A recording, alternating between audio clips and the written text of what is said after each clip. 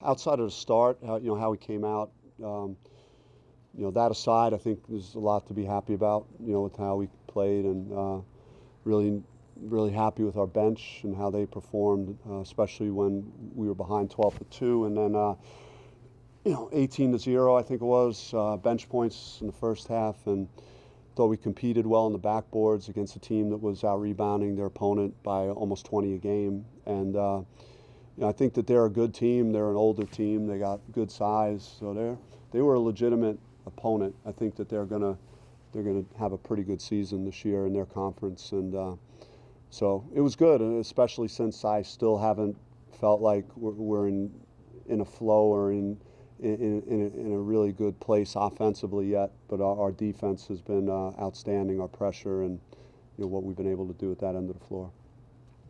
How much can the defense feed into the offense, especially with the turnovers?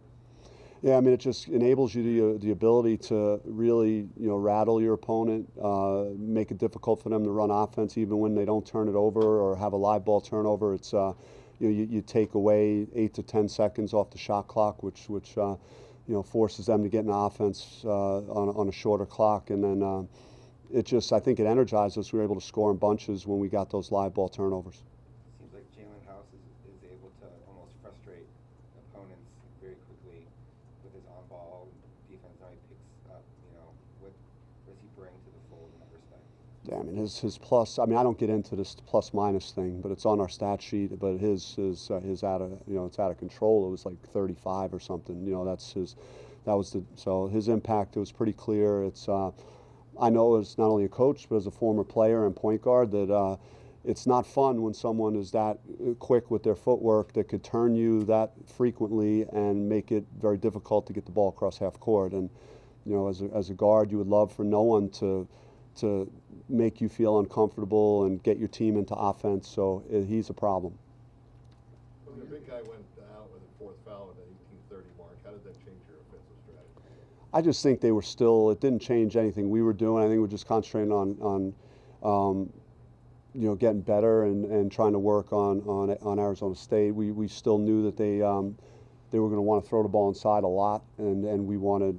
That was a part of our defensive mindset, is to take that away from them as much as possible, because they do have good size, and even their reserves were pretty big and could do some things. So I don't think it was that big of a deal. I think for them not having Jordan for a stretch in that first half, he had shown on film that he could score it for those guys. I think they struggled to score when he wasn't on the floor in the first half.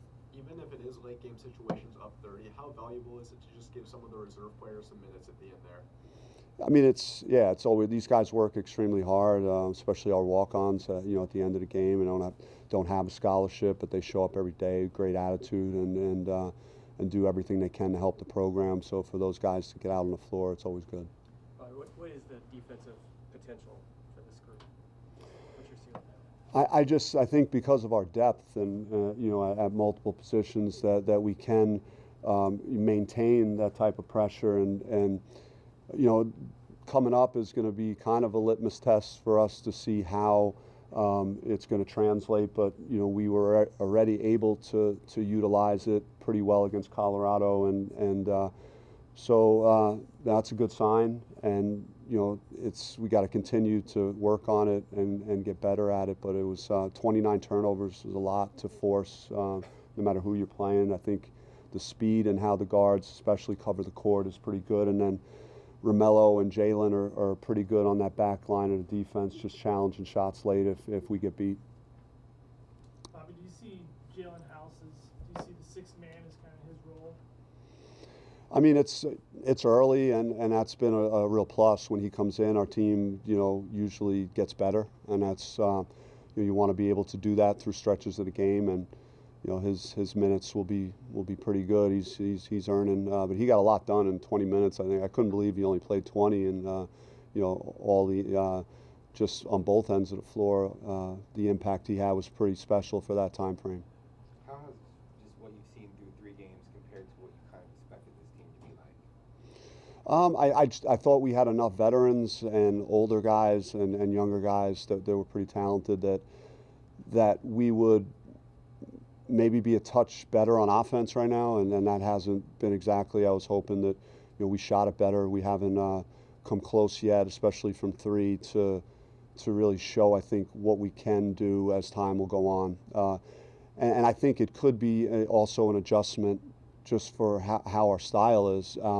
As you look at the numbers, they shot 3 for 21 from three, and I just think all the pressure, can get to you and get into your legs some, and then you're not making the shots as easily. And we're exerting a lot of energy on defense, so I think there'll be an adjustment for our guys to come around and make shots. But there are some players that I think will get it going as they get in a better rhythm. With the new pieces like Alonzo and Jalen, do you think that you could maintain the pressure for longer than you could any other year?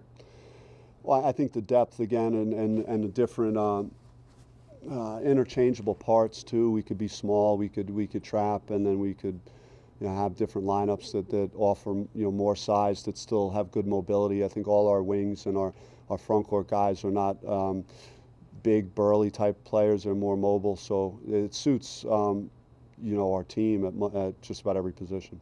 Is this the most lineup versatility that you've had this year?